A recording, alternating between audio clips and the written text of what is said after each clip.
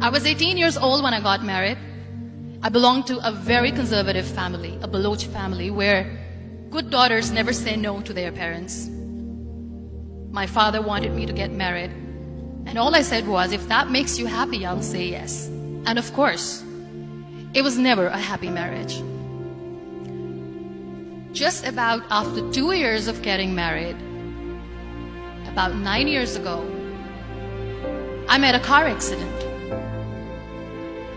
Somehow my husband fell asleep and the car fell in the ditch. He managed to jump out, saved himself. I'm happy for him. But I stayed inside the car and I sustained a lot of injuries. The list is a bit long. Don't get scared. I'm perfectly fine now. Radius ulna of my right arm were fractured. The wrist was fractured. Shoulder bone and collarbone were fractured. My whole rib cage got fractured. And because of the rib cage injury, lungs and liver were badly injured. I couldn't breathe. I lost urine and bowel control. That's why I have to wear the bag wherever I go. But that injury that changed me and my life completely as a person and my perception towards living my life was the spine injury. 3 vertebrae of my backbone were completely crushed and I got paralyzed for the rest of my life. So this accident took place in a far-flung area in the outskirts of a very small province, Balochistan, where there was no first aid, no hospital, no ambulance. I was in the middle of nowhere in that toppled car. Many people came to rescue. They gave me CPR. They dragged me out of the car. And while they were dragging me out, I got the complete transection of my spinal cord. I finally ended up in a hospital where I stayed for 2.5 months. I underwent multiple surgeries. Doctors have put a lot of titanium in my arm. There's a lot of titanium at my back to fix my back. That's why people in Pakistan call me the Iron Lady of Pakistan.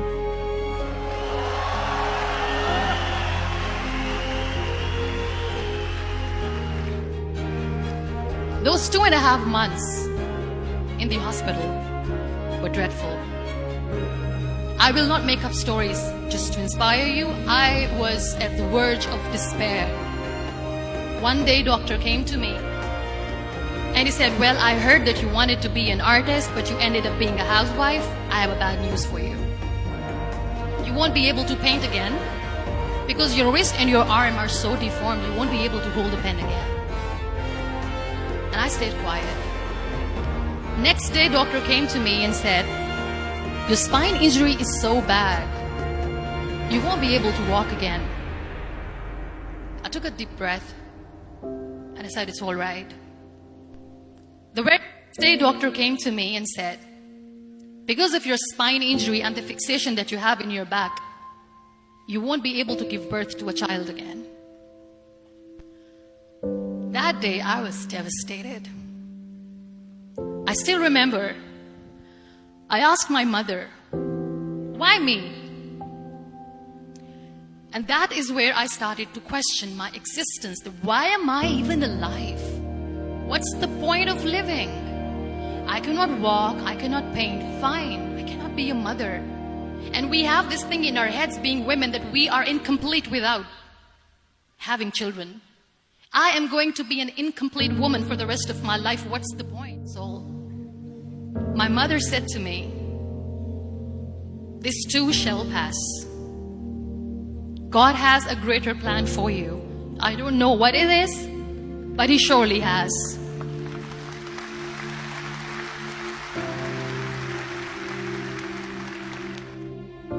So what kept me going was, one day I asked my brothers, I know I have a deformed hand, but I'm tired of looking at these white walls in the hospital and wearing these white scrubs. I'm getting tired of this. I want to add more colors to my life. I want to do something. Bring me some colors. Bring me some small canvas. I want to paint. So the very first painting I made was on my deathbed, where I painted for the very first time.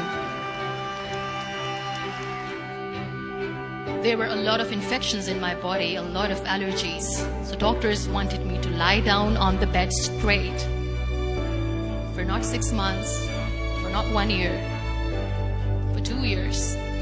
I was bedridden, confined in that one room, looking outside the window, listening to the birds chirping, and thinking maybe there will be a time when we'll be going out with the family and enjoying the nature.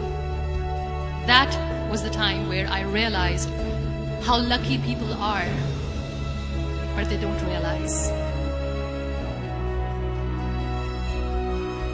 And you know how it all began?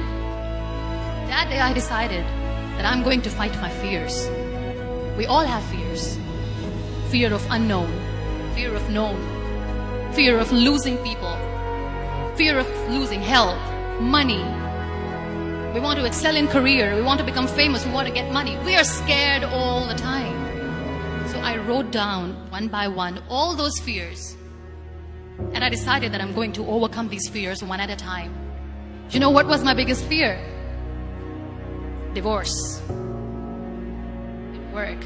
But the day I decided that this is nothing but my fear, I liberated myself by setting him free. And I made myself emotionally so strong that the day I got the news that he's getting married, I sent him a text that I'm so happy for you and I wish you all the best. And he knows that I pray for him today.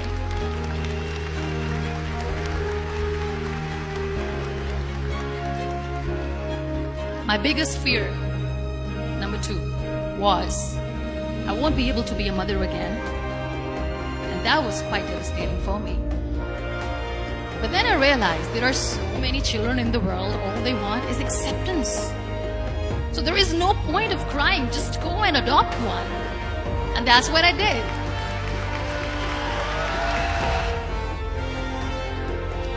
So when you accept yourself the way you are, the world recognizes you.